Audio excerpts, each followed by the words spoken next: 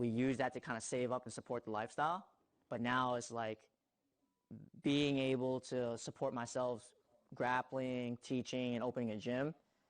Like, if I don't have to go back to being an engineer, I won't, right? But I can if I need to. I know, yeah. We drank coffee at the house pre-game. Now we drink a stronger coffee, a Vietnamese coffee, at Mia Caine, one of our standard jiu-jitsu staple spots. Acai and Vietnamese coffee. Are you big into Vietnamese coffee? Love it. I love it. Vietnamese coffee. Love it. Very strong. Almost gives me a heart attack every time. I think we got the boys here too. They're mad at you for being a little late? Yeah. Contender doesn't mess around with being late. They don't. We always start on time. But I'm just gonna blame it on the flow guys while we're late. I don't know what's wrong with this fucking guy. I thought he represented standard. As you can see, he should have been the first guy here. I don't want to get ahead of it. He's gonna blame us. It was all him, you know? I probably come here like 2 or 3 times a week just get a coffee. They know us. They follow standard too. So, and there's another coffee shop that follows standard. So, Rockville, a lot of small businesses like. We're trying to build a community around here, so let's go. Yeah, he's got the best Vietnamese coffee in Rockville, probably in the DMV. Look at that. Thank you, appreciate it. What's special about Vietnamese coffee? I don't know. It gets my heart racing, real. Gets my heart racing. So yeah. So we got the boys out. Dark Wizard, Greg, Marcos, Rod. Every standard piece of media goes through him. Got Masters 2 Pan Champ over there, Josh. Oh, Josh. Got Hasher, coming from Chicago. He's been training with us almost not even a year, but he's been training. And then this guy from Canada, Julio. Shout out Canada. Shout out Canada. How do you guys think Deandre is going to do in the 155 bracket? Let's be real. He's going to smush whoever you put in front of him unless it's Dorian, and then that is going to be exciting because me personally, I don't know what they think. I think it's going to be who can be the first one to lock their hands around the other guy. That's going to be the actual fight. It's not going to be any wrestling or guard play, and nothing specific. It's who can lock their hands or legs around the other guy and might decide to win.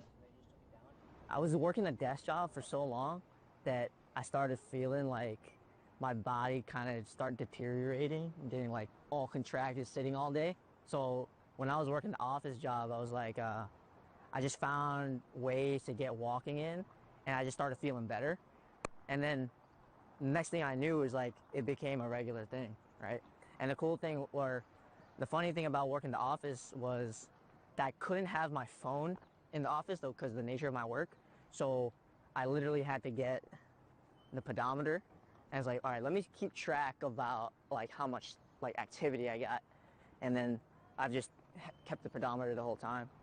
It was also a way to help me kind of get some extra activity in to cut weight because we're training a lot already, and I still like to like eat a pretty good amount. So like, how can I get some extra low-level activity in? I would just walk and walk and walk. I've walked 100,000 steps before in one day, which is 16 and a half hours, almost 50 miles. I walked to DC and back to Rockville, and that took a long ass time. And I'll tell you what, it was actually pretty nice. It was a nice day. Body felt pretty good afterwards. Feet were sore, but that was the farthest I've ever walked at one time. All right, thanks for hanging out with me, guys, and spending the morning. Gonna get some more steps in. Got a lot to do. Got 19,000 more steps before I go to train later on, but I'll see you there. What's going on, guys? This is Coach Greg. We're in Rockville, Maryland here at Standard Jiu-Jitsu. We're finishing up our training camp for Deandre Corbe, who's fighting a 4-man bracket. I flow grappling next week. We're just finishing our last bit of training, so tonight we're doing match simulation. We've already gone through an entire camp over the last 8 weeks that's whittled down into these moments. Typically the last week or two, we're focused on weight cut and we're focused on match simulation as our final stage of training. The whole thing we're looking for is sharpness, right? So we want to make sure that all the stress we put him through over the last couple weeks, he's recovering from. So he should look sharp this week. He should look fast. He should look explosive. He should look fresh with his exchange. The fatigue is going to start to come off. So by the time we peak, we're going to be in peak for the match next week. So I'm just looking for sharp, fresh behavior. Guys, this is up real quick. This is what we're doing tonight. We're doing 3 15s. So you have a 15 to 5 minute break. Get a new partner, 15, 5-minute break. One more, then we go home. Got it? All right, jump. Get it.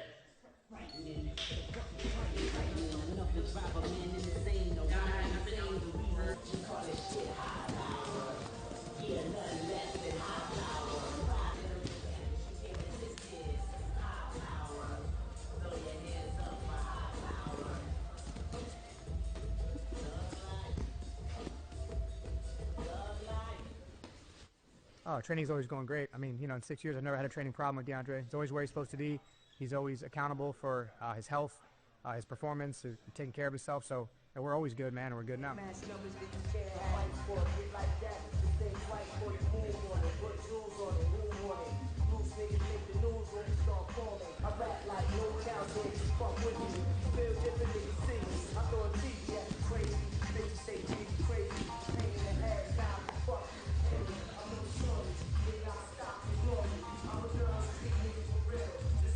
I got a good team, got a good coach, got a good team, got a good room. That's all you really need. People who never get to come in this room and train with them, what's that experience like? It's miserable, man. It's miserable, in the best way possible. I mean, I think just my experience training with him is that the pressure feels different. He's always applying forward pressure. There's never a break. He's switching from task to task, and it's inspiring. I'm constantly trying to steal as much shit as I can from him. He never gets tired. I watched him make somebody cardio puke while he was breathing through his nose, and like, that guy fucked me up. So I don't know, man, there's levels. And he's got a big match coming up next week on Flow Grappling, and who's number one in a four-man bracket for the lightweight title. How do you think Deandre is going to do? Oh, it's got to be standard on top, right?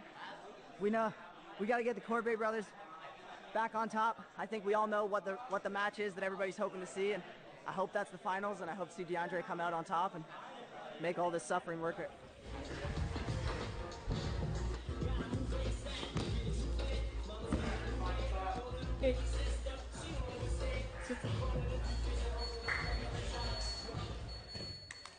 Guys, it's up. You got 5 minutes to rest. Go chill, get your water, get fully recovered. We're doing 2 more. Nasal breathing only. Nasal breathing only. No, first round maybe nasal breathing. Second round, these next two are going to be a little tougher for sure. Nice. Who are you going with in the second round? I got my boy Sid. He just won the 170 finishers title. So I got Sid, and then one of our black belts, Travis, last round. He's been making a run in the ADCC Opens. He's been taking it to some high-level guys, man. You know, these guys are relatively unknown, but they're developing, they're coming. High pace. We're not saving anything. Empty the tank. Get those hips. Don't jump to the shoulders.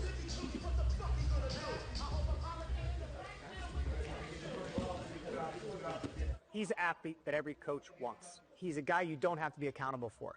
He comes here because he wants to be here. He works hard because he wants to work hard. He takes care of himself because he wants to take care of himself. All the effort you see him give is purely from his desire. You don't need to pump him up or motivate him. He sleeps well, he eats well, he trains hard as hell. He does everything he's supposed to do to be the guy that he's trying to become. And so he's a unicorn. You see those once in a blue moon. Like, for example, in 6 years, he's never missed a practice. He's never been late to a practice. He's never been hurt. I mean, I don't know. He's the athlete, right? He's the athlete you want. So we have an idea of how we want jiu-jitsu to play out, and he was willing to do that philosophy and do it that way and express it out there. And of course, he comes up with his own things and comes up with his own way to express it, but he trains as we train him, right? So the philosophy is, you know, we attack the periphery, get access to center mass, we immobilize center mass, isolate, re-attack the periphery.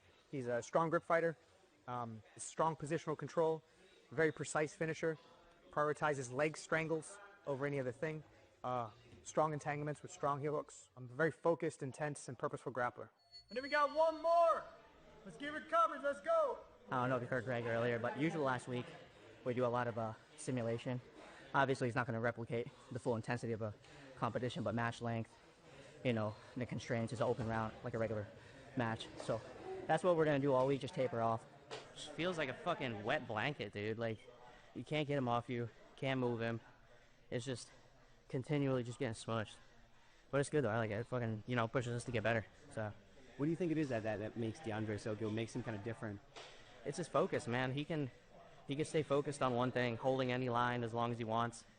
And just like his intentionality is always there. Like he's gonna get what he wants, no matter how long it takes him to do it. Like that's such a crazy quality to have as a grappler.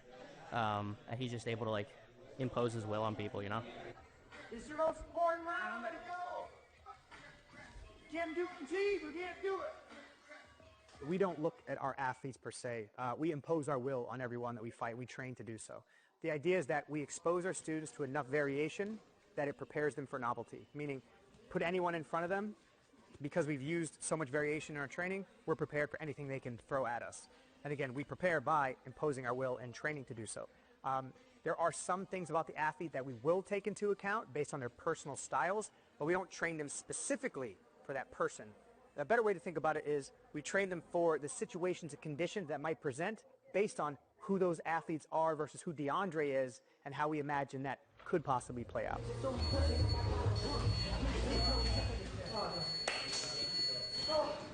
Good work tonight, guys. You guys are finished. Remember, it was a hard practice. The recovery starts now. When you get done tonight, hydrate, carbohydrate, and get some rest. Happy our guys get this opportunity to go out there and shine. I want more of these opportunities for more of my athletes as I continue to make new ones and grow new ones. We want to be out there. We want to keep climbing to the top and do what we do.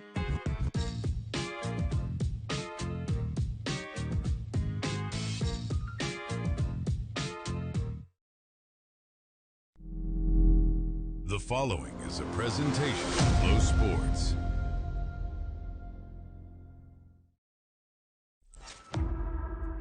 Who's number one isn't just a question. It's the only question that matters. And tonight, the next generation answers. First, we find out who the baddest 145 youth grappler on the planet really is. Then, a new lightweight champion is crowned, a title vacated by Diego Pato, as four of the best 155-pounders square off for the strap. Alongside them, the sport's brightest rising talent steps onto the stage, putting it all on the line to show the world exactly who they are. This is Cutting Edge Grappling. This is Who's Number One, 32.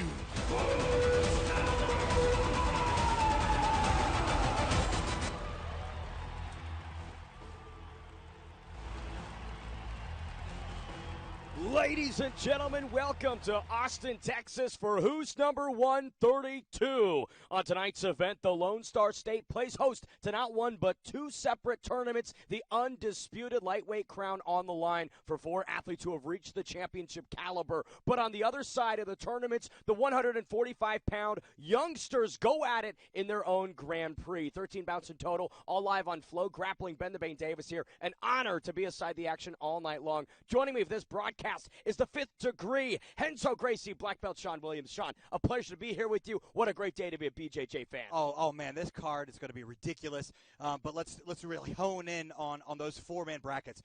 We've got a little bit of a different look today. We've got the four youth coming in, top youth in the world coming in to create some utter chaos. And if you've ever seen any of these kids' highlights, oh my gosh, I think we're in for a real treat. And then on top of that, you've got four of the very best at the 155 going for that belt. We're going to see some real some star-studded action tonight.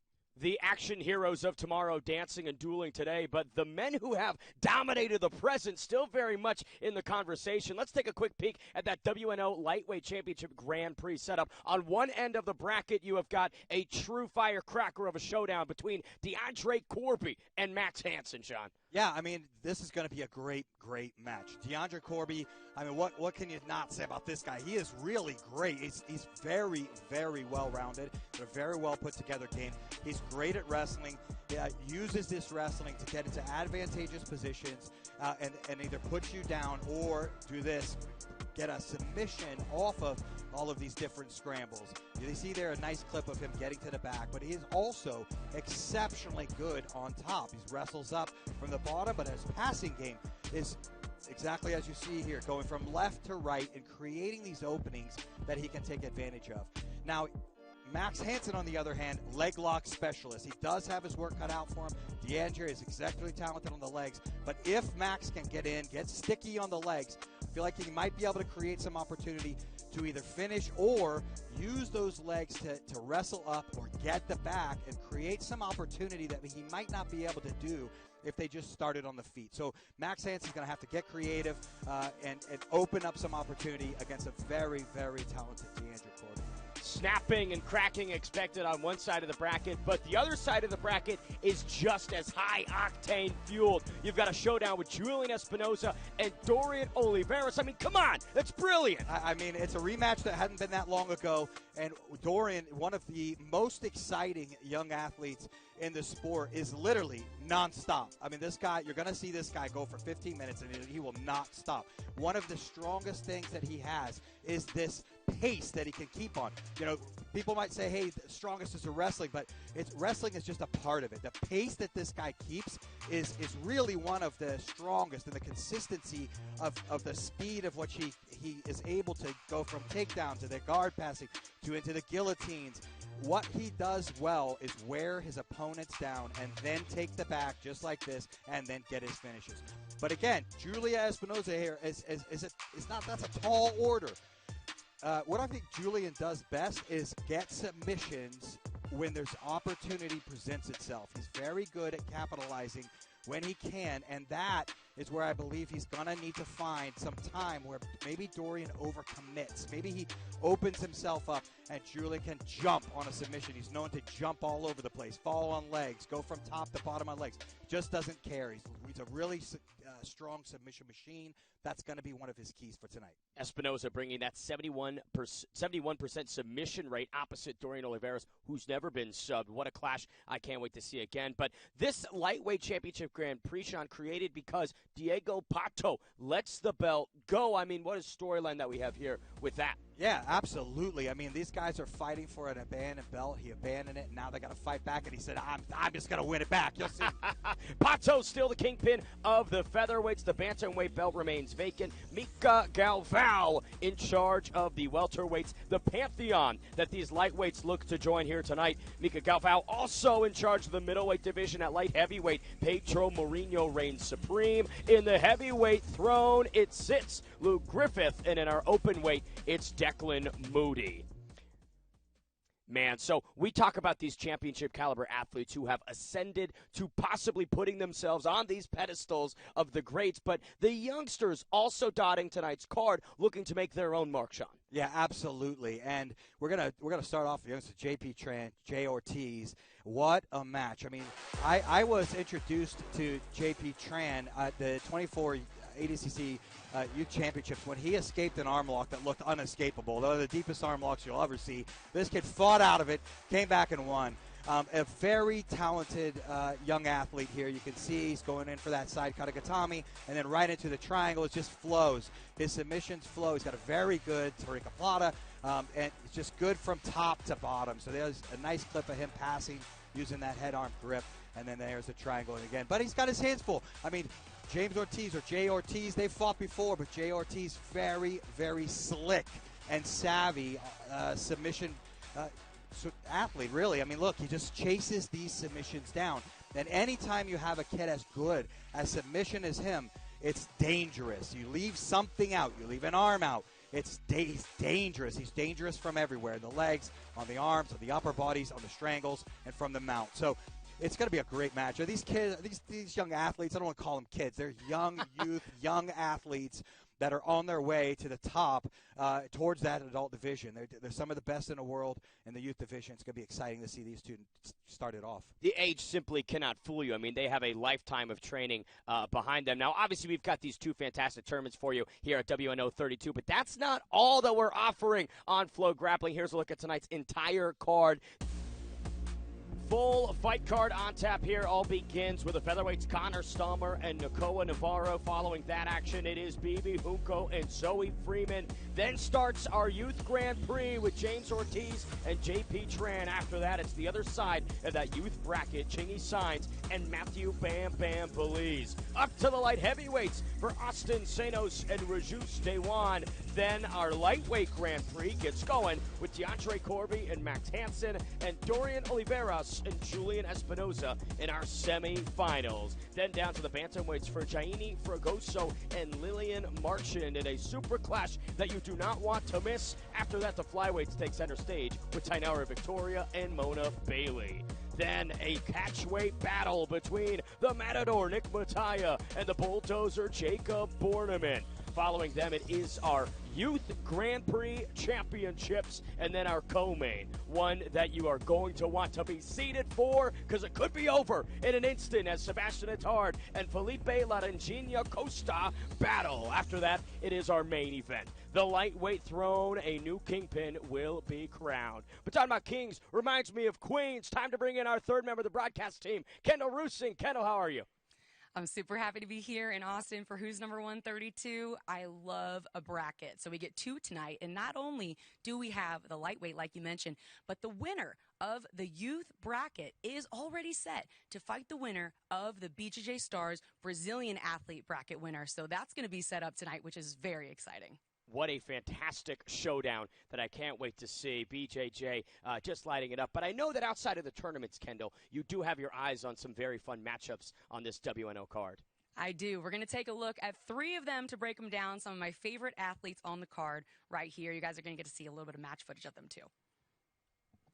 First up here, we're going to take a look at Thaynara Victoria versus Mona Bailey. Mona Bailey actually started training when she was 9 years old, and she is called on Instagram the alopecia jiu-jitsu girl because alopecia is a big part of her story. She was bald for many years through her training, and jiu-jitsu was a big part of how she stayed motivated and grounded throughout that journey as a child. She took third at the Nogi Worlds in December at her debut as a black belt, and she has a really offensive, submission-oriented guard. So it'll be really fun to see how aggressive she is from start to finish. She is very well-rounded, but I think you can look forward to seeing her pull and attack from there. She's going to be taking on Thaynara Victoria, who's a veteran on Who's Number 1, and a leg locker. She is a very strong leg lock game. However, most of her major titles are actually in the gi, so I think it'll be a fun clash of styles to see how these two ladies match up for each other. This is a flyweight match as well, and Thaynara Victoria and Mona Bailey, that's going to be one that you don't want to miss. Next up, we're going to take a look at Nick Mataya versus Jacob Bornemann. This is a welterweight match. Jacob Bornemann is definitely known for his aggressive takedowns, front headlocks, and really just scrappy style. He has a lot of videos of him suplexing people, throwing them over, especially in these ADCC type events when things get a little bit crazy. He's super fun to watch, so I would expect him to come out and be wrestling and looking really strong. Then we've got Nick Mataya, of course, also here in welterweight. Now, he has a similar situation to Bornemann in the sense that he's always hunting submissions and he has some strong wrestling. But I would say he has a more classically well-rounded game, top and bottom. So I'm not totally sure if they'll come out and wrestle here with each other, or maybe Mataya comes out and pulls and tries to take advantage of the fact that he can get right to some of his strong suits and overtake Bornemann, but it's going to be a good one. Then, of course, you've got Sebastian Attard versus Felipe Costa in a light heavyweight bout. Sebastian Attard is a really fun person on this bracket because if you watch the press conference, he is one of the funniest people. He is amazing. And of course, he's got great jiu-jitsu, but he's just super entertaining. And he was dying to get on this card, so you know he's going to come and give a great show no matter how the match goes. Then, of course, Felipe Costa has been on Who's Number 1 multiple times. I'm really excited to see what he can do because he took a third bronze medal at ADCC in 2024, and then since then has continued to rise up in his maturity on the mats. He said the last time he was on Who's Number 1, he was a little bit nervous because his friends and family were watching. It was here in Austin as well, and he's feeling a little bit more grounded this time around to come and really solidify himself as his top spot in front of his Six Blades crowd. Fantastic breakdowns. Thank you, Kendall. Can't wait to see you in just a moment as the action begins. Sean, I cannot wait for this one between Bornemann and Mataya. That one's going to be special. Yeah, I mean, it's going to be a clash of two titans, so to speak. I mean, they're going to go at it. Who knows? Like, as Kendall mentioned, it could go in many different ways, but it's definitely going to be a clash between two very, very athletic, strong human beings. I love it. So much action here on WNO 32. Flow Grappling, just the place for all things Brazilian Jiu-Jitsu. Jiu-Jitsu lives here. Every sweep, every submission, every second on the mats. Flow Grappling keeps you plugged in with live tournaments, super fights, and real stories from the athletes on the mats every single day. Watch your favorite athletes chase gold, discover the next wave of superstars, and stay locked in with the sport all year long. Stream it all live on Flow Grappling. There's the QR code. Subscribe now at flowgrappling.com/sign up. You do not want to miss a single second of all this BJJ action. Now, for those just tuning in for the first time or returning to WNO after a little while, you might be asking yourself, how does this all work? Here's a refresher before we head into tonight's card. Welcome to Who's Number One, the premier proving ground for the world's best grapplers. And now right here on this very stage, two grapplers will enter and only one will leave victorious. All matches are 15 minutes in length, except where otherwise noted, with no points, no advantages, and no interruptions. Just elite, competitive grappling. There are two ways to win. The first is, of course, the most preferred, by submission. And here at Who's Number One, all submissions are legal. Heel hooks, arm bars, twisters, and beyond. The world's best have all the tools at their disposal. And if at any point either competitor taps, the match is over. But if there isn't a submission, we will rely on 3 neutral side judges to determine a winner. Their decision will be based on our Who's Number One judging criteria, which is unique to this match. Now, above all, we are looking for aggression. That means never taking a backward step and moving forward at all costs. We're looking for dangerous submission attacks. That means attempts that will result in a near submission, okay? Leave your 50-50 ankle locks at home. We don't need them. And if it doesn't result in a reaction or a hyperextension, they simply won't count. And finally, positional control. That means guard passes, mount, back takes, anything that leads to positional dominance. The match will be judged in its entirety, and the person with the better display of effective grappling skill will get their hand raised. The referee is also neutral and does not take part in the judge's decisions. His role is purely to control the action on the mats and reset the action should it go out of bounds. This is elite grappling competition at its purest form. A showcase for the world's best grapplers on the world's biggest stage. Just the best fighting the best. It's the only way to truly find out who's number one.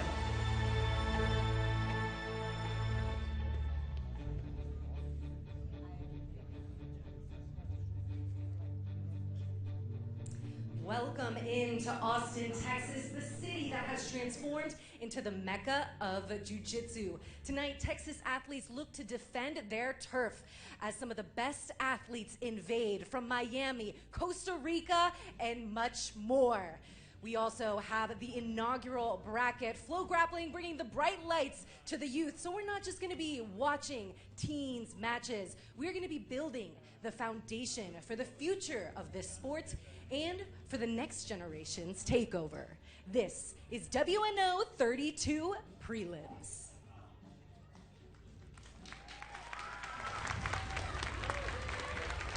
Fighting out of the blue corner, he stands 5 foot 5 inches tall and weighing in at 144.2 pounds. Fighting out of Henderson, Nevada, it is 10th Planet Vegas standout, Nakoa Navarro. Hawaii in the blood, but excellence on the mats. Here is Nakoa Navarro, 10th Planet Las Vegas representative, Level X Black athlete. Such high expectations for Navarro here as he makes his way to the WNO mats.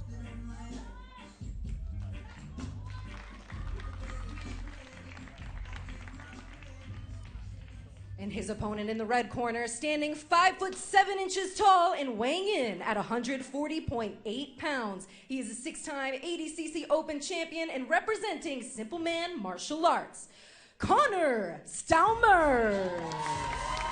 Cornered tonight by Nicky Ryan and Damian Anderson. Some stars behind him. A real difficult opponent in front of him. The 17-time ADCC official medalist. The fight to win T-Nogi champ here for his WNO showdown to kick off Who's Number 132.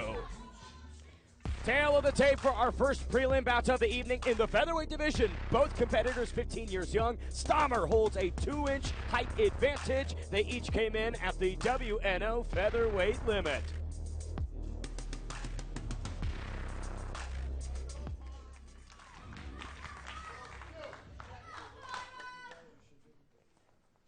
Fight! 9 minutes of action between the two 15-year-olds. Ben Davis here alongside Sean Williams. Sean, these kids just know how to start the tone for an event of this magnitude. Yeah, both strong wrestling backgrounds, and right away Connor's sitting in on the legs. He's going to have to pummel that right leg underneath. Connor's accolades really speaking for themselves. 2021 IBJJF American National Kids Champ, as well as the 2026 ADCC Youth Worlds invitee. A lot of gold at home for Stalmer. Yeah, some grip fighting. Navarro has to watch this left side here. His left side is going to have to grip fight that or bring that leg back. And you think about this rule set, right? No points, no advantages. It is calibrated towards violence. Yeah, and you know, not every competition allows all rules. So it's something also different for a lot of these kids. They don't get to fight this way all the time. He's on an arm here is Navarro, but nothing doing. Stalmer got the legs involved. Two tournaments on tonight's WNO card. The lightweight crown will find a new home, and our Youth Grand Prix showcasing some more 145ers as they get into the first chapters of their careers. Stalmer, nice, going from inside inversions to outside inversions. He's doing a very nice job of moving, but let's see if he can get something going. Arm drag attempt there. If you're Nakoa Navarro, right, you've had 2 minutes on top of Connor Stalmer, but Stalmer's been quite busy, quite active. What is the puzzle as this matchup continues? So for Navarro, it's about this right hands, getting that out. Now Kayatera footlock coming on strong. He's got to pull his foot over the leg, does Navarro. But that right side, I mean, the near side is always important, but the right side at the moment of him controlling this leg to stop inversions, put a left hook in or that left foot could go into the inside, stops all these inversions. And then getting underhooks and coming down and getting more connected. Right now Stalmer is keeping him at bay. He's trying to footlock here. He's trying to steam a lock.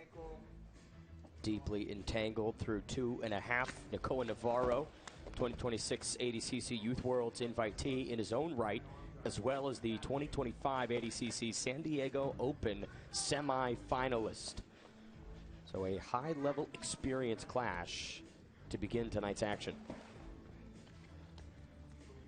Stalmer with so much focus on those lower appendages, really locked in on the right leg. Yeah, Navarro has shown this a couple different times. And now I don't know if he's trying to get the leg. He could pop past the leg or past his head underneath that top leg. Navarro attempting to go aerial several times. Stalmer, real nice rolls to keep tracking the Las Vegas representative. Reset to the center, 5:45 to go. All right. Fight. Let's chain the attacks together now.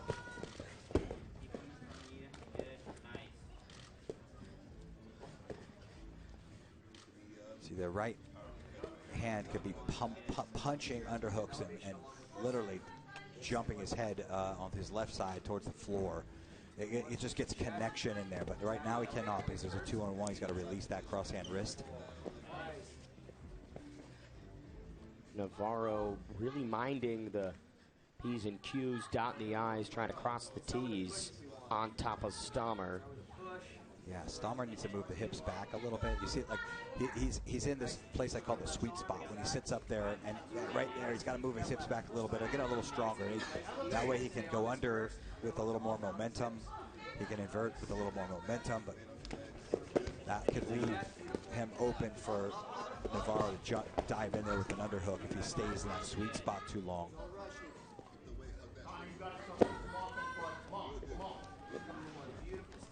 And the significance, Sean, of Nicky Ryan, Damian Anderson in the corner here for Connor Stalmer. I mean, if you want anyone telling you what to do in these sequences, it'd probably be them. Yeah, excellent coaching. Excellent athletes, yeah. So, let's see if he's...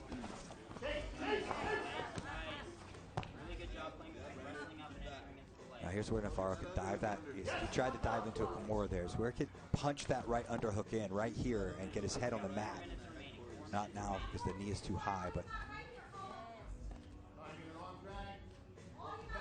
4 minutes remain between the featherweights.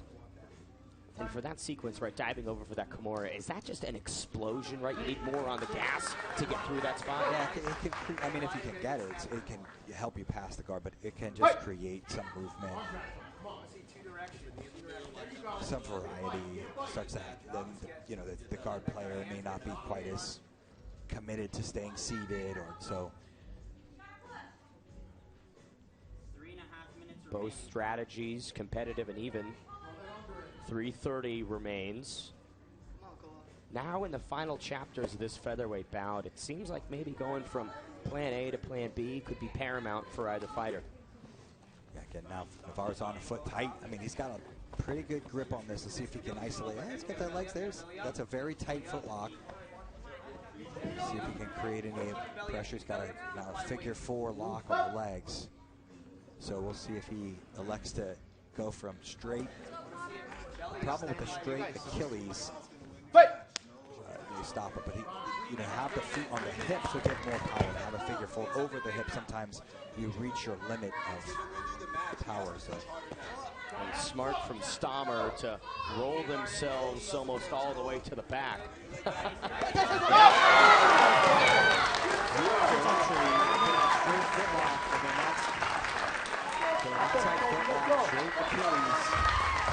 Connor Stalmer was searching for the lower limbs all battle long. Gets it done with 2:30 to go. Stay there for a second. And that might be one of those instances where the reset, you know what I mean? You get a little bit unfocused, and then that's where things fall apart. Yeah. Nice match, though. Very, very nice match. Good. Connor Stalmer, Las Vegas representative, Level X Black athlete. Such high expectations for Navarro. And Damian Anderson, some stars behind him.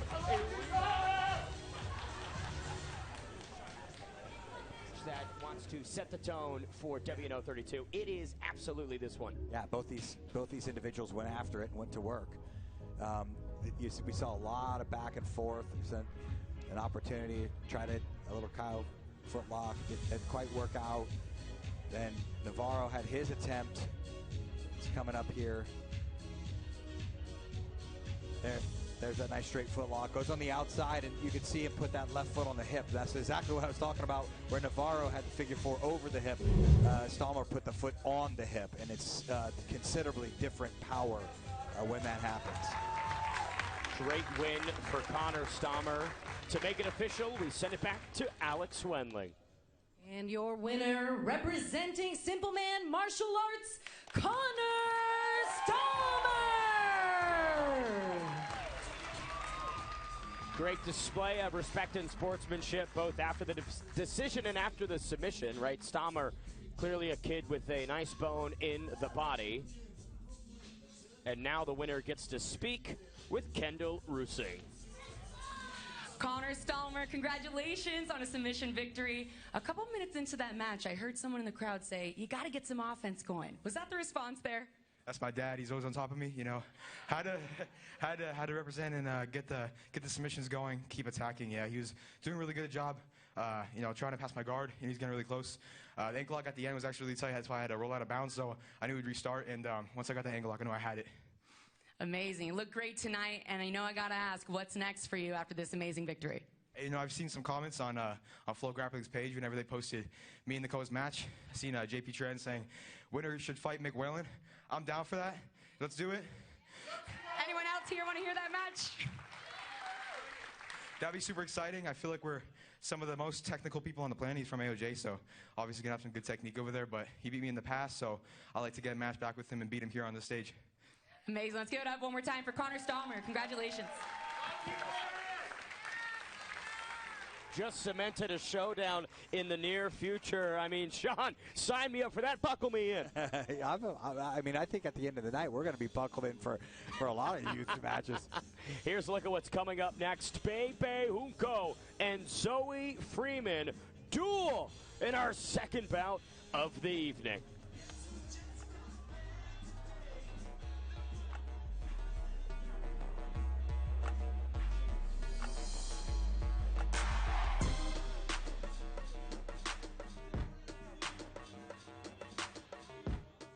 Tonight's Who's Number One is brought to you by Heart and Soil Supplements, the most nutrient-rich supplements on the planet. Visit heartandsoil.co. That's heartandsoil.co. I believe health is the most precious gift that you have. It's one of my main job to introduce people to better ways of living. That's why I'm very excited about this partnership with Heart and Soil. I only associate myself with a product that I believe in. And if I'm associated with this product, it's because I believe in 100%.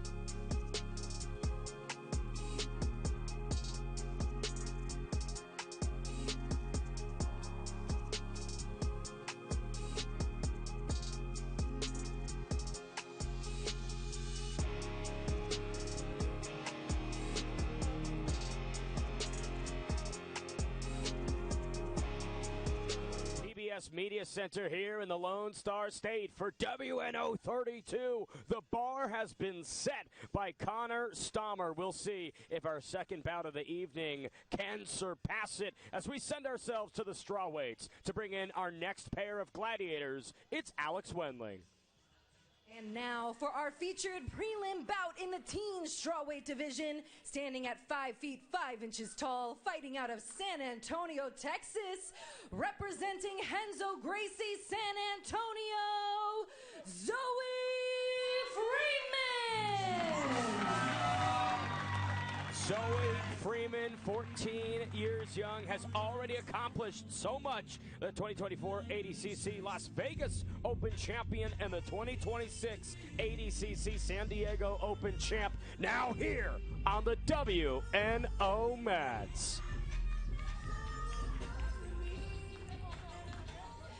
Fighting out of Miami, Florida, she is a 2025 ADCC East Coast Trials semifinalist and representing Alpha Miami Grappling, Bebe Junco!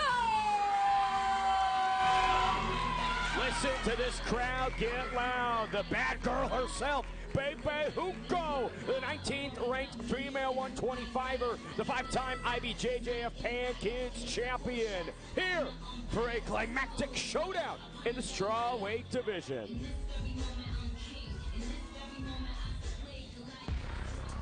Tail of the tape for our two strawweights. 14 years young for Zoe Freeman, Junco 1 year older. Each fighter 5'1" even. Both came in at the WNO strawweight limit. 9 minutes of action here between Bebe Junco and Zoe Freeman. Fight! Sean Williams, this is what I'm deeply excited for. Yeah, both are talented. Bebe has a lot of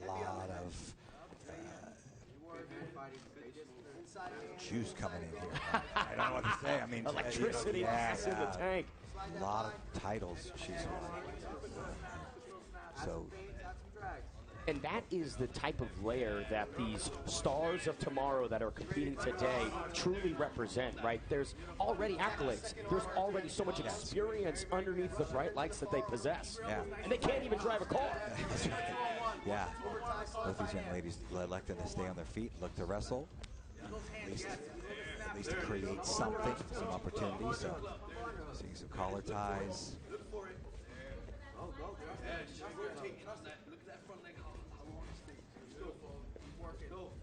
Bebe Junco, ADCC Youth World Champion, has been as active as ever.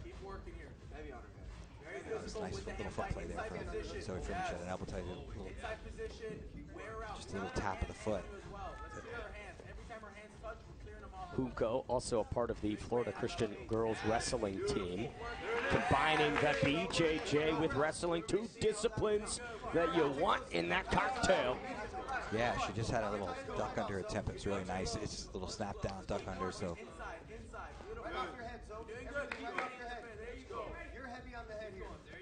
there's another little sweep of the foot.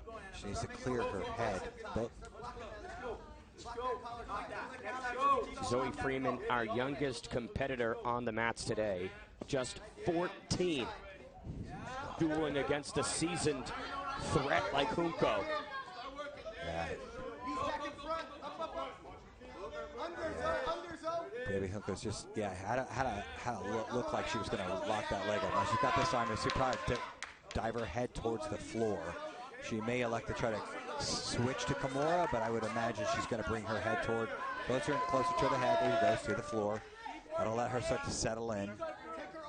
Knee cut through. The closer her head gets to the mat. Well, now Baby's got a foot in there. She's got to clear the foot off. So that, yeah, she's done. So she's in good position if she puts the left shoulder on the mat.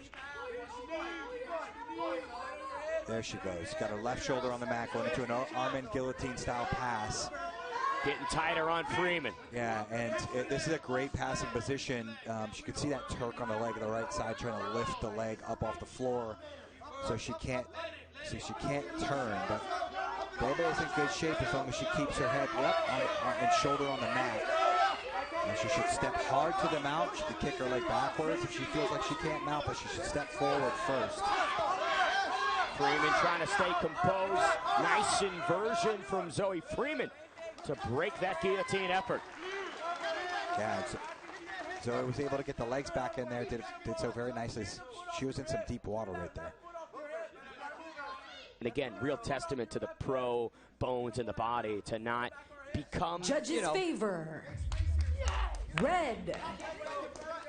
Not become overwhelmed by that spot, right? A competitor like Junco on top of you like that could really get in between the ears of most. Got to get that foot off the hip, put weight into the foot now. So she can get through. Yep. She lost the foot on the hip. Now that's it's a different lock there. It's an Aoki lock. The foot is on the ribs. It's going to be a lot of pressure. And they're going to go into a full duel here. Freeman with a lightning-quick response, trying to lock up a leg of her own. 5 minutes on the clock here for these two strawweights. Yeah, Zoe's got to turn the opposite direction here. Get that foot, pull that foot off the hip, and bring her leg back in. Like, you see it, she's almost slipped out there. She slipped out. So consistent offense from Bebe Junco so far. Yeah, and some really calm defense there. Zoe Freeman really stayed calm, composed, worked herself out nicely.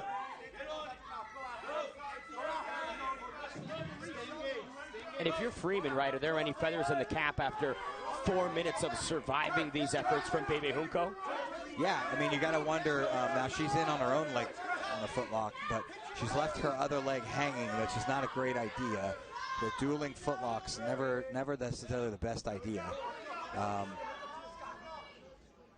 But yeah, she may, I was going to say before her leg has gotten stuck in there, she may have grown into confidence. Maybe she felt like, hey, that was strong, but not that strong. I can survive through this. But she's maybe overconfident leaving that foot out, right? Yeah. Bebe Junco, like a hungry man in a grocery store, going to grab that right up. And she's always got to be careful of just letting her foot get bent as it pulls itself out. So, yeah, did a good job there. Now she needs to get her foot back in. Right leg pummels in, left leg could retract into the middle while she can. So that right foot needs to pummel inside. You got that leg is just hanging out there with that on the left side. So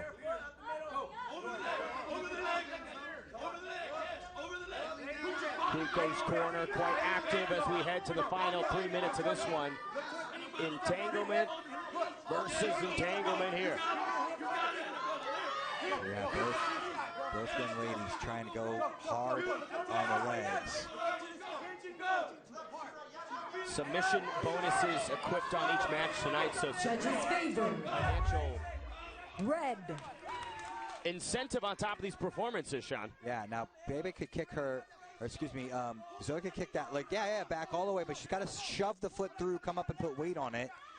And then now she's almost gotten herself into a good position.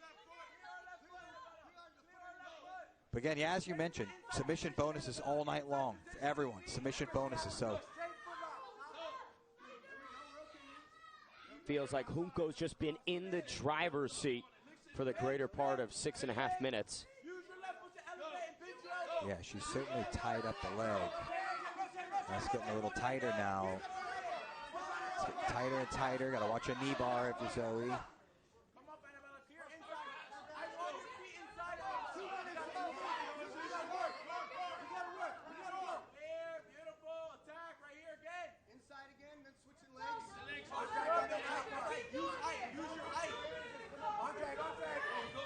Bailey's trying to get on that arm as well.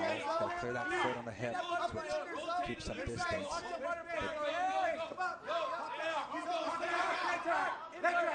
And you look at that judge's favor for Bebe Junco.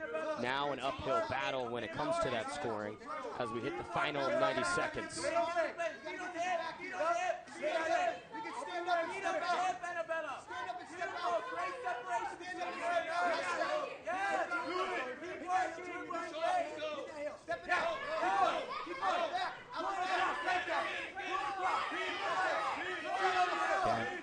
Baby on that inside lock, straight foot lock.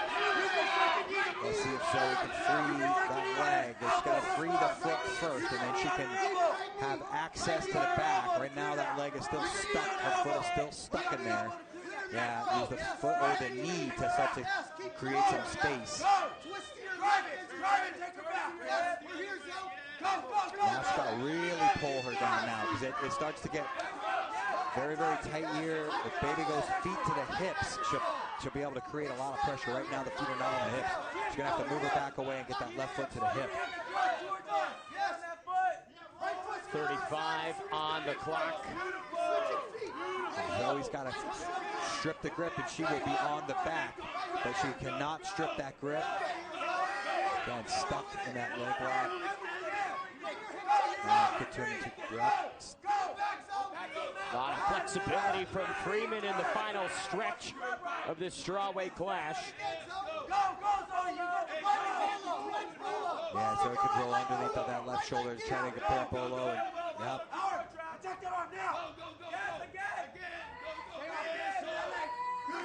Great inversions from both to close it out. 9 minutes in the can between Bebe Junco and Zoe Freeman. Felt like Junco was leading the dance for the majority of that one. Yeah, she was certainly sticky on the foot for a majority of the match. Just going from attack to attack to attack, controlling the pace with that. We're going to see the replay here now. Very young, talented athlete, so started off nice on the feet. Both young ladies started off well. You saw Zoe sit, and then it started to become almost. There was almost a nice pass here. Bebe hit a really nice. She had a really good deep position of an arm-in guillotine pass, and but Zoe was able to clear her out, and then a lot of leg attacks with the outside leg position. So Bebe just never really got the feet planted squarely on the hip. That's some grit right there. Zoe eating a little of the pressure there, but yeah, stuck in a lot of straight footlocks for a lot of the time, for a lot of that 9 minutes. So much action still to come here at WNO 32. 2 tournaments, our WNO Lightweight Grand Prix and our Featherweight Youth Grand Prix on tap later. To find out the official decision between our 2 strawweights, here's Alex Wendling. And the winner, in the red corner, Bebe Junco! Bebe Junco gets it done on the scorecards. First decision for us here in Austin. Like we talked about, right? Junco just drove that ship all the way to the scorecards. And now the winner speaks with Kendall Rusing. Bebe Junco, congratulations on your victory here. Who's number 1? You look so calm and composed the whole match. Were you never worried about any of those submissions? I was a little nervous. I wanted to finish them, but I couldn't. We can't get them all. If you were to come back here on Who's Number 1 in the future, is there anyone in particular or a certain submission, something the fans should look out for or an opponent you want? Definitely my footlocks. I got to get better at those. She's going to become a footlock queen. Let's hear it one more time for Bebe Junco. Congratulations. Thank you.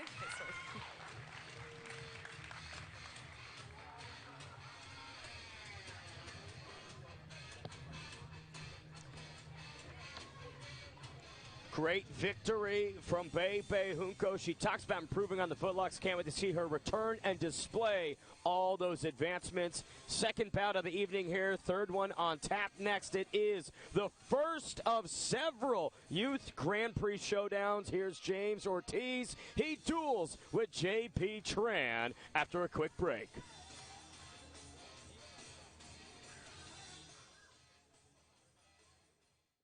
Tonight's Who's Number 1 is brought to you by Vortis, gear for grapplers who live by a code.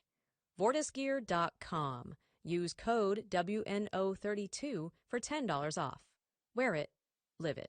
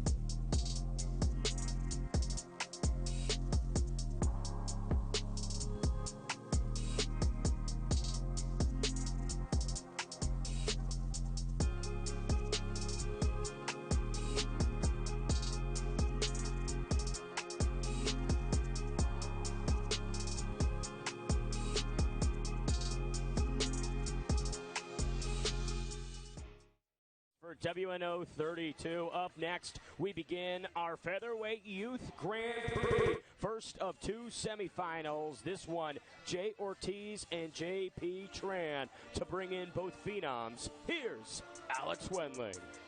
And for your first bout in the inaugural Featherweight Grand Prix, fighting out of the blue corner, he is a four-time IBJJF World Champion, ADCC Youth World Champion, representing the art of Jiu-Jitsu, J.P.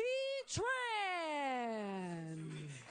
J.P. Tran got on everybody's radar following his double gold run at the 2025 IBJJF World Championships. Now the Phenom looks to take more bites at the top of the scene.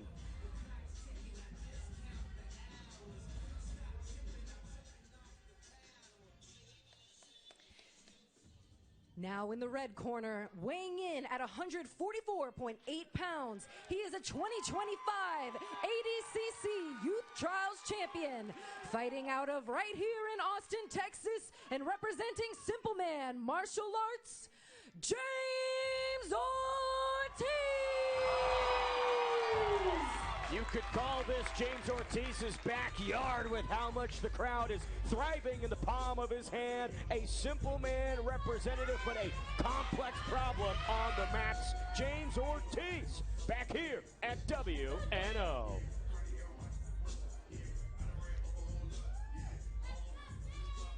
Here's a look at your tail of the tape for this first of two featherweight semifinals.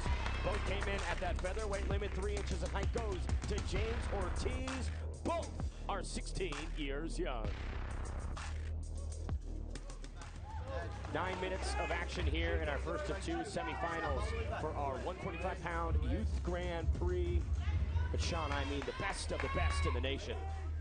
Oh yeah, I'm excited to watch both these guys go here. Ortiz, like, he looked like he faked the guard pull, but Felipe trying to sit in on a leg drag right into a heel hook attack here, heel hook. Jay got ahead of that a little bit by that last spin. Defense first. Trying to get to the back. Rolls through, but J.P. Tran just had a hold of that leg, that straight foot lock. Stop that back take. But J.P. Tran excelled in ADCC competition, winning gold at the inaugural Youth Worlds in the under-17 category.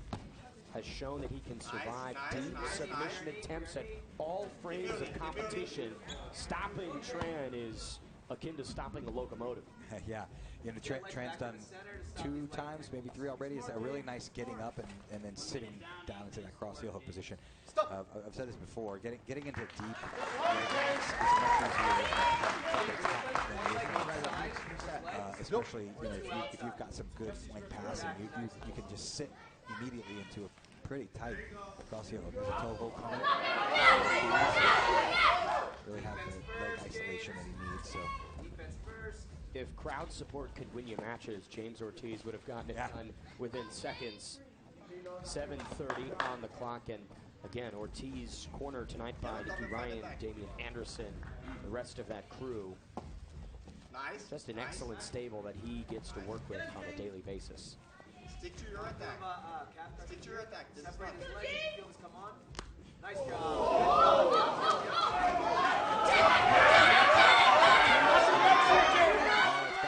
Yeah, that's tight. That's actually doesn't look good. That looks like it's potentially already, he might have busted his foot.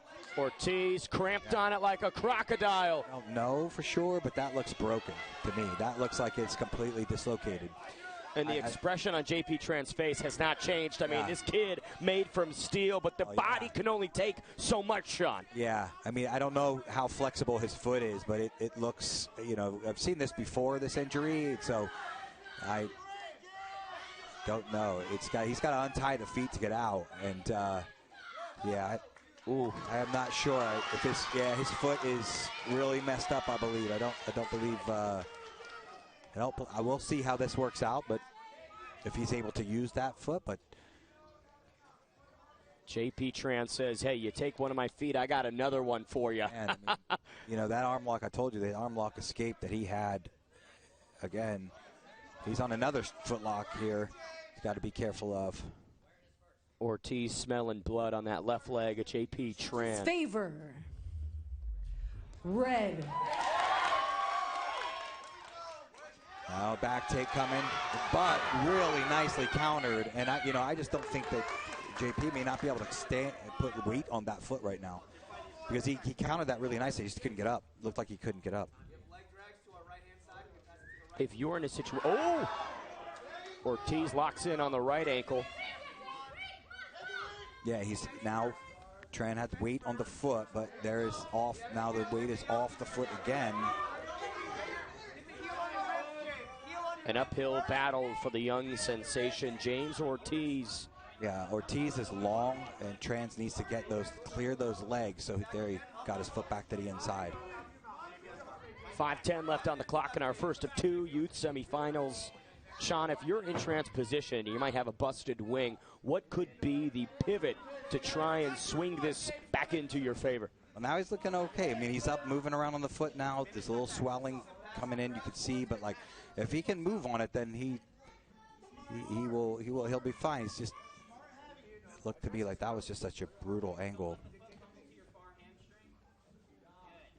Inverts, nice by beautiful J. Ortiz. And that's that nice counter he hit a little earlier. That back step counter, second time, the timing just perfect on that. A favor separating them as we head to the final 420. JP Tran unable to find any openings in this wall of James Ortiz. Yeah, James Ortiz could scoop up that leg.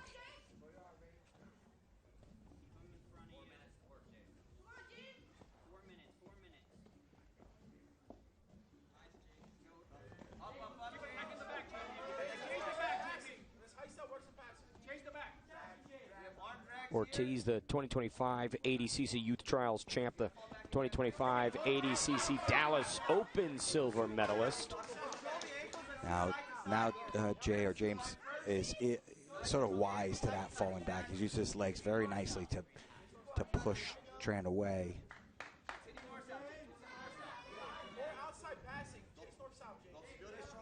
He's trying to false reap here, but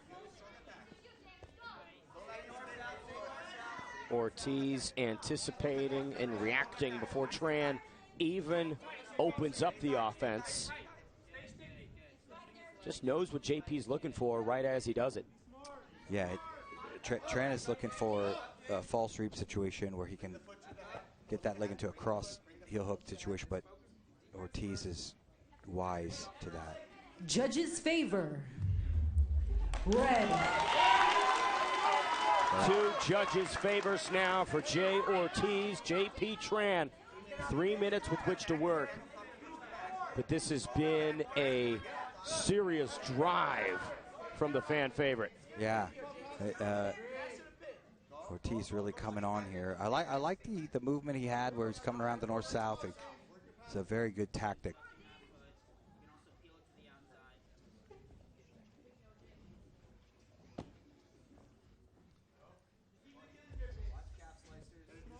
Trying to slip those legs underneath, but just not able to get anything going right there.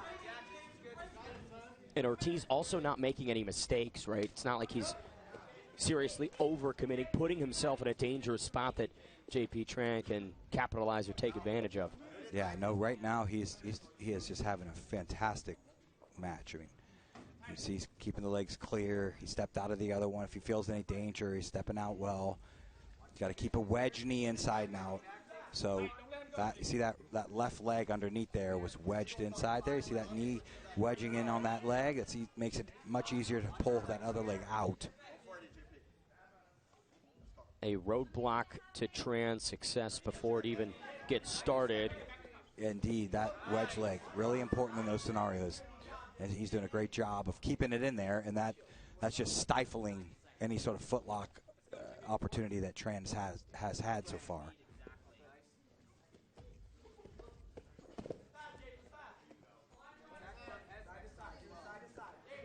If you were JP Tran, you have 70 seconds left here. Nothing has seemingly worked through 8 minutes. Is it Hail Mary time, Sean? Well, I mean, yeah, it depends on how that foot feels, right? Wrestling up and creating some sort of opportunity off of a wrestle up that you can then dive back underneath if he wants the legs. That's going to be difficult to do if you can't really put a lot of pressure on that foot. Ortiz getting some paws on the mouth. Again, that left leg, you can see it wedging in. Now he's elected to push away, but a great job with that. It does feel like there's just a pop that's been lost from JP Tran. Yeah, Ortiz can't lose too much focus. He's got to stay. He's been really good. He can turn up the heat, but he's been really good with his leg positions. So Ortiz with another surge in the final moments here. Now he's in on the guillotine here. Is Tran almost on the back? That's what I mean by losing focus. Got to be real careful there. Well, the showman figured, hey, I've got 2 judges' favors. Maybe I'll afford one, right? Give JP Tran an ounce of a moment at the end there. But what an excellent performance from the 9-time ADCC Open medalist, James Ortiz. I'll tell you what, they're going to call JP like the rubber band man. I mean, his joints he looks completely unfazed. There was a toe hold from the beginning. Jay just really great leg positioning the entire time, really, attacking but never really getting himself in any trouble. Kept a strong assisted wedge leg in there. There's his foot locker.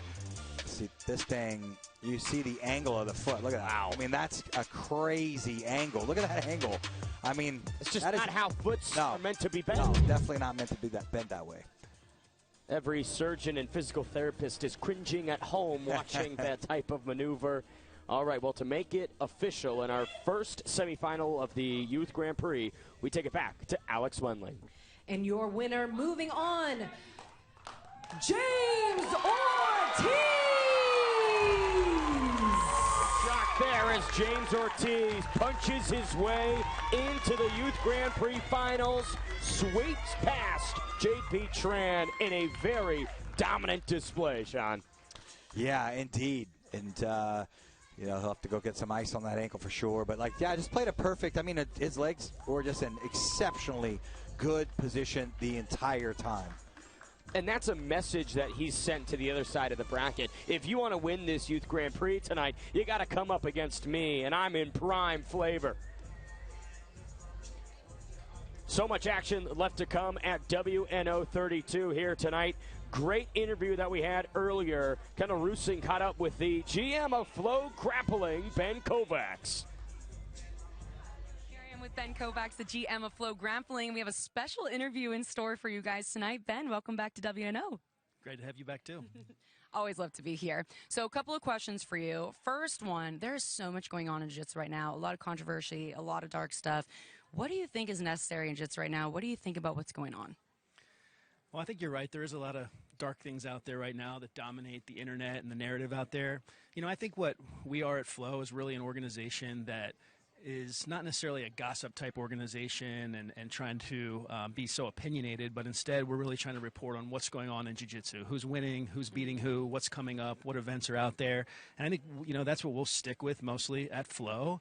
And I think what we can really do from our side is to try to help that problem and highlight what's going on that's good, right? And there's 95% of the people out there doing jiu-jitsu are awesome, teachers are great, and we're going to keep platforming those people, keep getting them on our shows, and just like we're doing tonight, right? All the kids that are on the card and new people, giving them an opportunity to find the big stage for the first time. You read my mind. I was going to say, speaking of positive energy, we've got some great energy going on with the brackets tonight. These up-and-comers are just stoked to be here, super fun.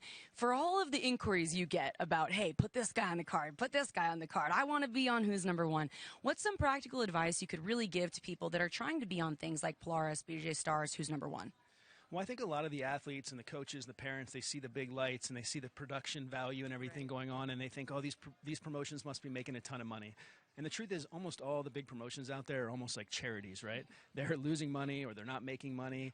And so I think if I'm an athlete or a parent or a coach and I'm trying to get on, what I want to do is put myself in their shoes. And I want to make it really easy to say yes to me. So I get a lot of messages like, hey, I'm interested in fighting on the next card, but it's hard to get through all those. Instead, you can send a highlight reel and say, hey, I'm already in the area. I'll fly to wherever your promotion is. If you're talking to Polaris, I'll fly to Europe. I'll put myself on the plane. I'll get on the card. You know, make it easy for that promoter and give them all the information so they're not having to follow up with you and go back and forth. And I think if you do that, almost like any kind of sales position people have trying to sell somebody something, make it easy for them to say yes. And if more people did that, they'd have a better opportunity to get on.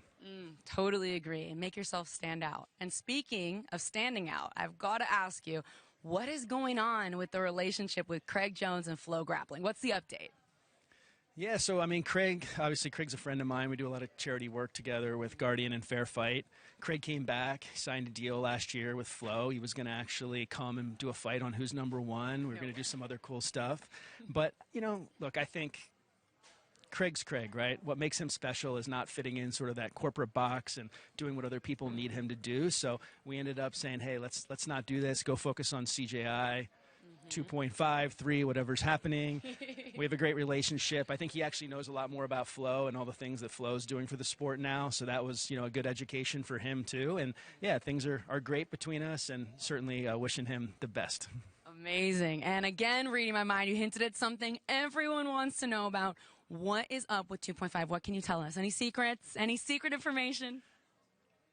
I've got a little idea what he's planning, but we'll let him say it. But I know the money is there, and I think he wants to do something really unique and special. So I'll leave it at that. Well, we're really excited to see it, and we're really excited to see the fights tonight. Thank you so much, Ben, for being with us for the interview. Can't wait to get back to the action. Always great to hear from the head honcho himself, Ben Kovacs. Now, half of our semifinals down, JP Tran, James Ortiz. But, John, we have got some excellent coming up next between Chingy Sainz and Matthew Bam Bam Velez. What are your expectations? They're going to go head-to-head. They both have very good wrestlers. They have somewhat of a near clone of each other. Very, very good at similar things. So exciting to watch. I'm ready. I love it. Coming up next, the next half of our semifinals in our Youth Grand Prix. Chingy Sainz and Bam Bam Velez.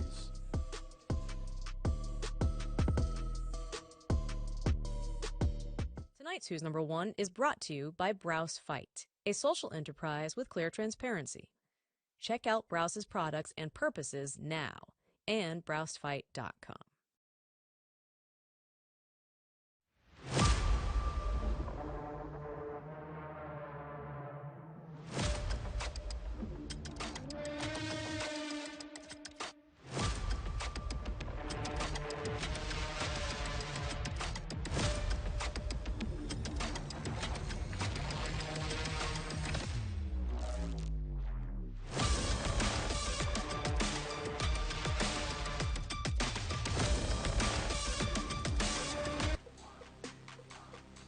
Welcome back inside the Austin PBS Media Center for WNO 32.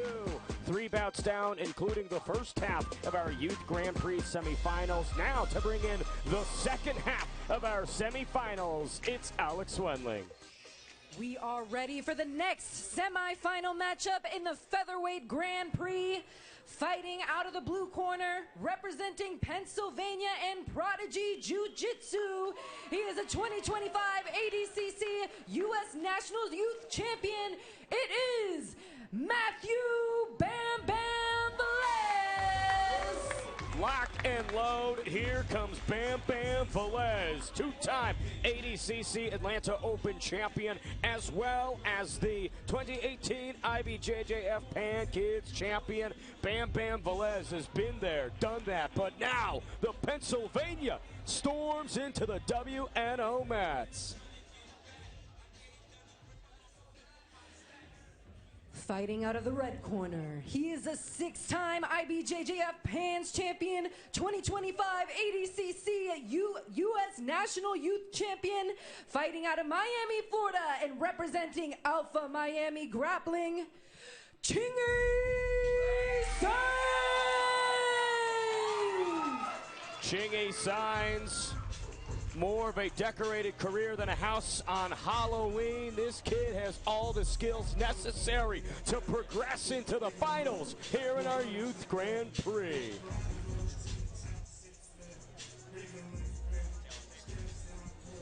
Tail of the tape for our last semifinal for our Youth Grand Prix. Chingy Sainz, 16 years young. Bam Bam Velez, also 16. 2 inches in height goes to Sainz, each weighed in at the WNO featherweight limit. 9 minutes to determine who will duel James Ortiz for that Youth Grand Prix title. Will it be Bam Bam Velez or will it be Chingy Sainz? Yeah, I think this is going to be a fun, powerful match. Nice feints by Velez. Jaine just hanging in the middle, forcing Velez out to the outside of the mat there, like pressure. Chingy Sainz bringing more pressure than a blocked artery in the first minute of this one. Nearly took out one of our cameraman, Matt's side. And that's something that Bam Bam's going to have to deal with between the ears, right? This is a non-stop action man in front of him. Yeah, movement from Matthews. That's a nice little slide by to Yashi. Really, it's at the knee line rather than the foot line, but Sainz giving Velez overdrive here. Got to worry about the upstairs, got to worry about the downstairs. No dimension is safe.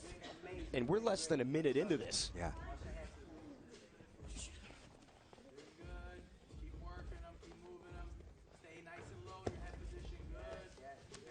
But that might work into Bam Bam's favor, right? Let Sainz tire himself out.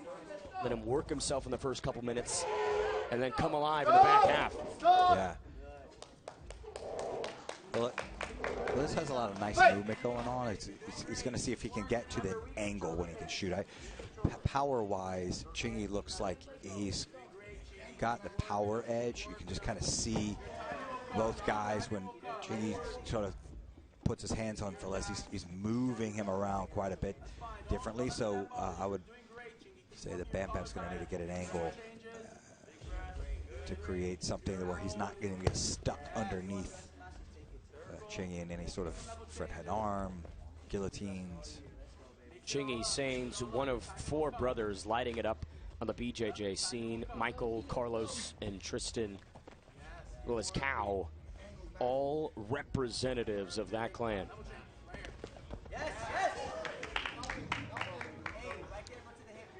Nice arm drag, cross drag, but you could see that the redrag was coming too from Velez, so it's not, yeah, it's, these guys both looking good from the feet.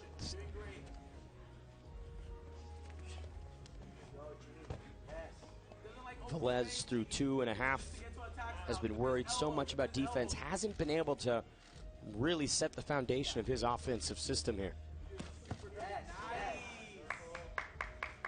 Yeah, maybe, you know, some snag single, even just fakes, like touching the knees, trying to get Chingy's legs to come back, because right now the legs are under the chest and he's in good position, and so there's a lot of nice movement going on, but and some fakes at the head, but he might have to come at that knee, get those legs moving backwards.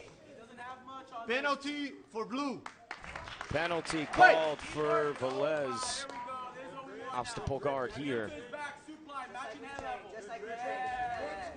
And that's going to be a big indicator on how this one could progress. Judges favor red.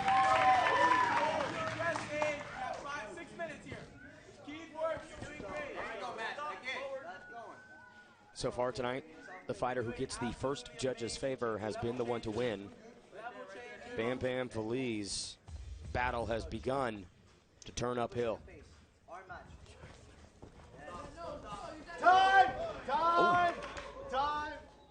Nice shot at takedown right into a table there. Yeah. Yeah. Fight! Work that center, Bobble. All those hands to the face mean nothing. Let's control his wrist. Go. Sainz, 6-time IBJJF Pan Kids champion, 2025 ADCC U.S. Nationals Youth champ, as well as a Youth World champ. Again, Velez out of bounds. Yeah.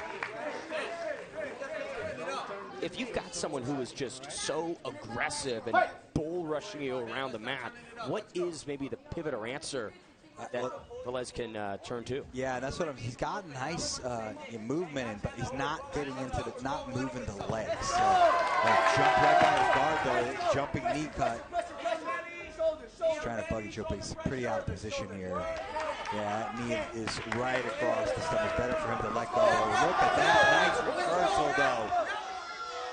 Beautiful, just a great bit of timing there by Velez. Bam Bam Velez clearing out some of that nasal passage on the mat. But you can feel a little bit of fire start to come back into him. Yeah. I mean, he's moving really well. I like his movement, his fakes, but again, if he can get from those little snap downs to then starting to pick at the knees, like a snag single attempt, a sweep, just to show, hey, let's see if I can get Chingy's legs moving. Because Chingy's doing a great job. He's just solid, right? He's very solid. He's moving Velez better than the other way around, but the movement itself, Bam Bam's doing a great job. So, and to your point, there's no tax to come in on Bam Bam Velez, right? You got to lay some spike traps. You got to try and give him something to think about on the way in. No free rides here in the youth semifinal. Again, Chingy looking very much like he's going to sit back again. Let's see. Velez needs to get those feet inside the middle.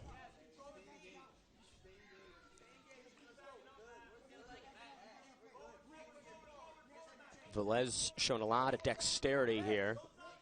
But again, down a judge's favor with 4 to work.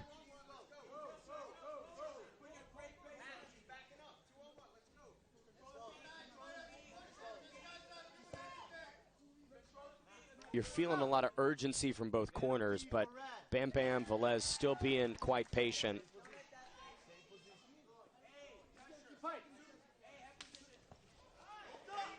And trying that jumping knee cut, and then trying to, he's threatening sitting back, which is, again, that plays with you if you're the guard player. If somebody's showing that they're going to sit back, and it's not that difficult to sit back and keep the knee line. They just push them away with both feet. But that retraction, see that? Nice deep entry again. Velez has really got to get that, wait into that foot, get those legs off the hips. Now it's down. Red. Sainz up 2 on the judges' favors. 2:50 on the clock. Bam Bam is going to need to start producing. Nice counter. That was beautiful.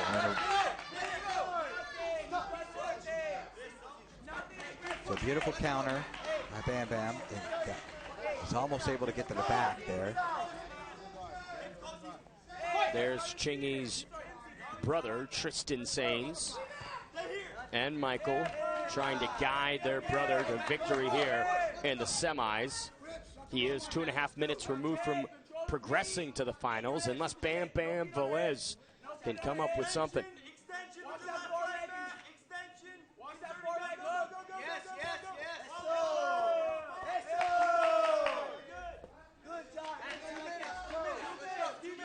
Feels like Bam Bam has had some glimpses of momentum, but Chingy Sainz has really been the one driving and dictating where this is taking place.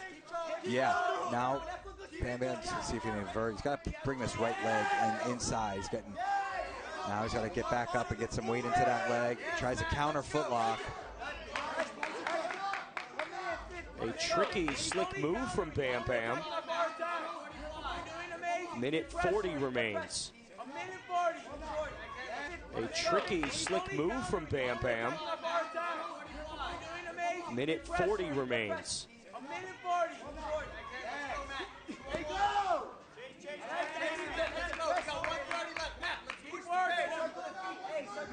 You can see a little bit of fatigue there on Bam Bam Velez as well.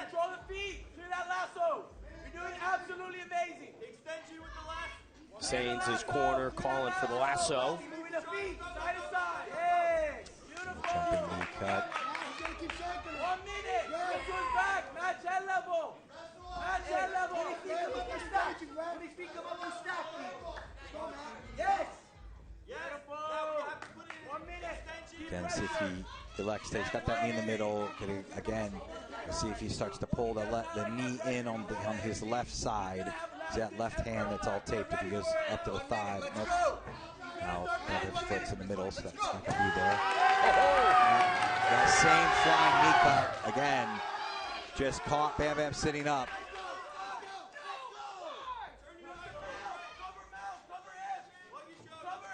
He's got to try that same reversal, but at least he got him back to the guard. It didn't.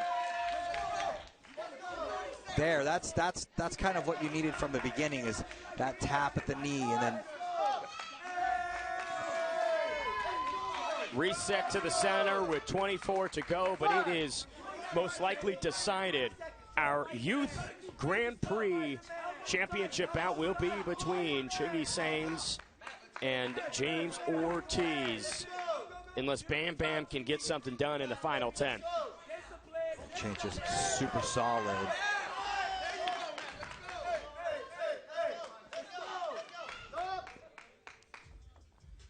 You know, we can really commend Bam Bam for being so resilient, taking advantage of the split-second moments, the openings he's had, but Chingy Sainz coming out on top in this one. Yeah, really solid performance, just in great position nearly the entire time. Never really got out of position, at least very often. Let's look at the replay here.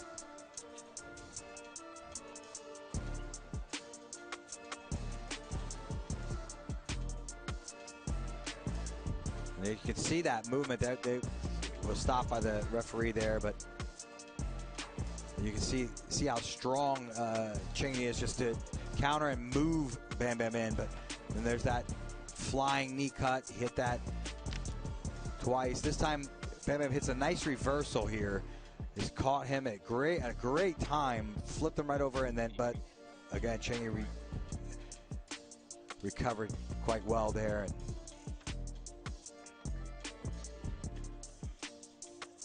Velez, I think, felt that threat of the legs, of Chingy sitting back on the legs. And there's one more really nice flying knee cut right as Bam Bam's starting to sit up. Solid performance. Great effort there from Chingy Sainz to validate that victory. We take it to Alex Wendling. And now, moving on to the finals of the Featherweight Grand Prix, by unanimous decision, Chingy Sainz! Chingy Sainz getting it done on the scorecards, earning himself a date with James Ortiz later tonight in our Youth Grand Prix Finals. And when you think about it, right, James Ortiz displayed a relentlessness to his approach. So did Chingy Sainz. Two unstoppable objects, Sean. Yeah, this has got to be a great final. Both are, Jay's going to have to figure out how to chip away at such a solid base of Chingy Sainz.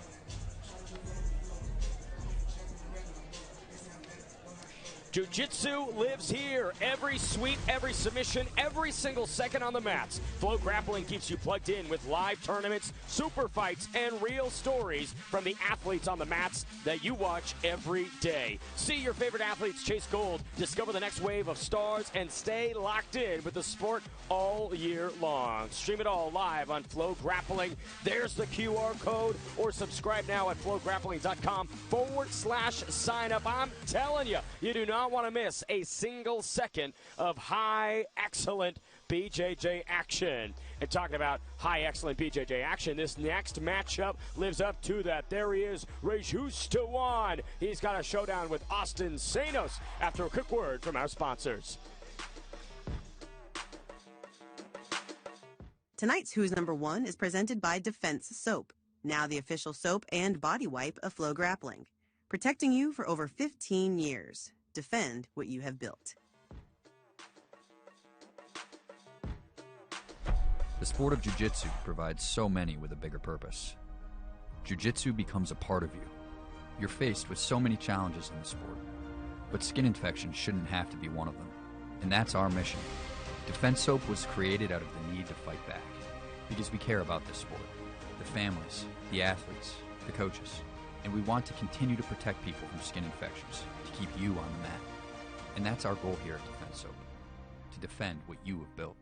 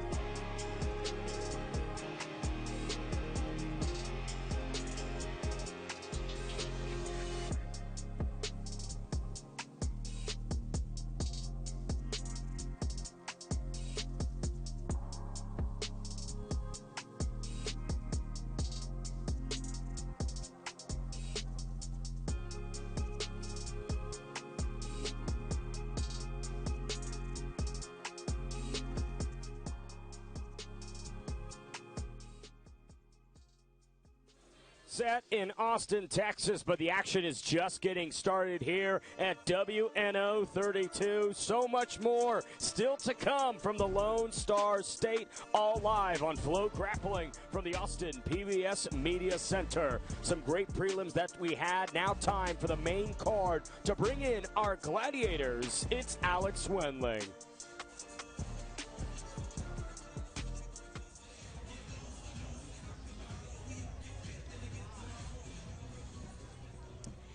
The main card madness is imminent. Tonight, a new champion will be crowned in the lightweight division, plus 5 super fights. And we're going to be starting off with a super fight debut showdown right now. This is WNO 32.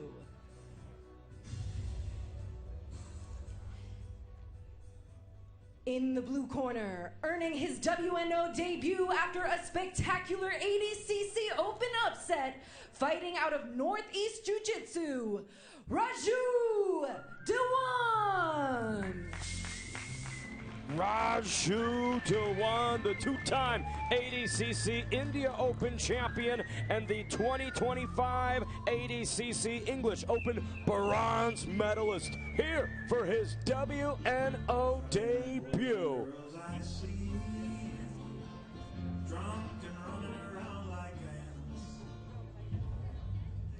And now, in the red corner, representing all the guys out there with day jobs and that pay their own gym fees, 2024 IBJJF Nogi medalist, Austin Senos. Austin Senos, the HVAC mechanic by day and the BJJ superstar by night, representing the blue-collar crowd as he searches for some WNO immortality here on the mats. Tail of the tape for our main card opener in the light heavyweight division. Austin Senos comes in at a nice 32 years old, 10 years younger. His opponent, Raajus Dewan. 1 inch in height goes to Senos. Both come in at the WNO light heavyweight limit. 10 minutes of action here on our main card opener of WNO 32. Austin Senos in the red, Raajus Dewan in the blue. Yeah, Here's some very, very nice things here. Just, coming off a submission victory of PJ Barch. That's no small task, so we'll see here. Golly, I got to tell you, it's quieter than a library in here, Sean. If you hear a pin drop. Yes, you can. Austin Senos out of that B team. Raajus Dewan, very decorated career globally, as he tries to make it happen in his WNO debut in Texas. Senos pushing around here. There's a nice little 2-on-1. Can't really climb into anything.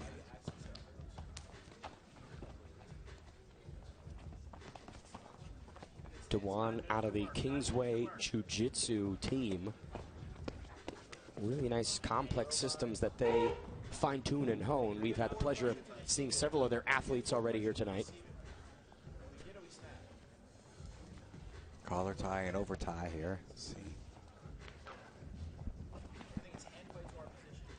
see if Raajus sits with this. Like, he's got a nice little.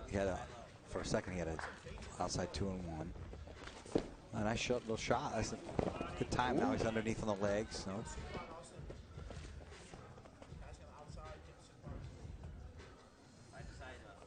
And like we talked about in the last match, just giving your opponent something to think about, whether it's a takedown that you actually dedicate to or just feinting it. It's just something to apply and percolate on the mat. Yeah, Senos here, right hand on the hip. Trying to get by the legs.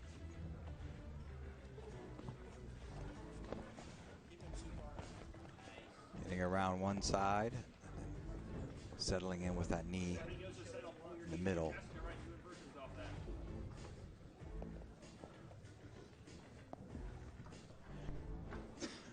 See that nice left hook, left butterfly hook from Senos. Like, he actually got an Udagatami right there.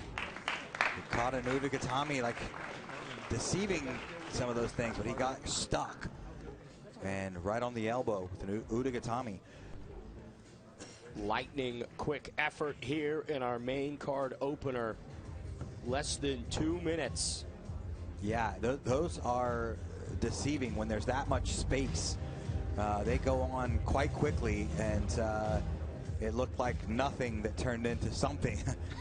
Really, I mean, you know, I saw him go for. There's like a flash Udagatami there when your knees are in. Somebody reached for your head, but Senos counted it really well. I pulled his elbow down, but the second time he was able to actually. It was a much slower approach, and he was actually able to keep that elbow in good position. So the forearms are on the tricep side of the elbow, and then when that baby goes on, it goes on. It just gets stuck. So a relatively quiet submission, but woo. Yeah, it was one that didn't elicit much reaction from the audience in terms of impressive, right? Yeah, that's that flash Udagatami. This time where you just go after it. This time, watch, he's going to get the forearms above the elbow, the tricep side of the elbow, and then it just gets right there. It just goes right on the elbow, and when it goes right on the elbow itself, you had the foot up on the hip. It goes from 0 to 1,000 in no time, really. And you know, it can untie the elbow. That Udagatami is a really nice arm. It's kind of untie the elbow. All about torque in the debut to validate his victory. Here's Alex Schwenling. And your winner, winning his debut by submission, Raajus Dewan! Raajus Dewan with a freaky fast finish over the B team representative, Austin Senos. In terms of making the debut, right, he's traveled so far. That is a highlight that will absolutely precede him. And now the winner speaks with Kendall Rusing. Raajus Dewan, congratulations on a submission victory. You had a great victory tonight. You recently had some surprising submission victories in other events. What do you want fans to know when you come and step on the mat? The John Danaher is one of the best coaches in the world. Buy his instructionals if you can. Come train with us at Kingsway Jiu-Jitsu. Best place to be right now in Jiu-Jitsu, definitely. And I hope more people from India can come and join me on the stage, definitely. Do you think it makes a difference and a change here, coming in, being from India, coming in, making a big showing like this? What do you hope to say to your fans back home?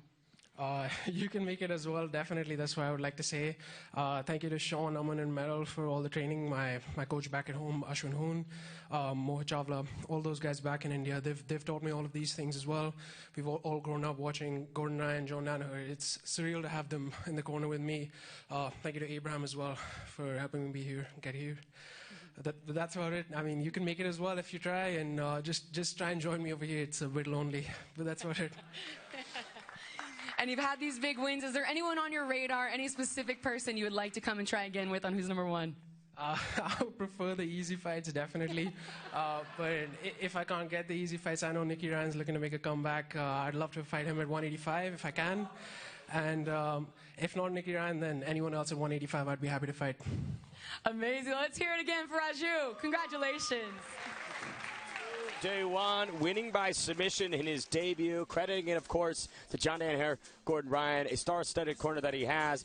Sean Williams didn't even seem to excite him, right? He was very low energy, but that's the professional that he is, right? I think he comes in, does his work, and let it speak for him. And talking about a guy that lets his work speak for him, here is Max Hanson, the two-time IBJJF no-gi American national champion.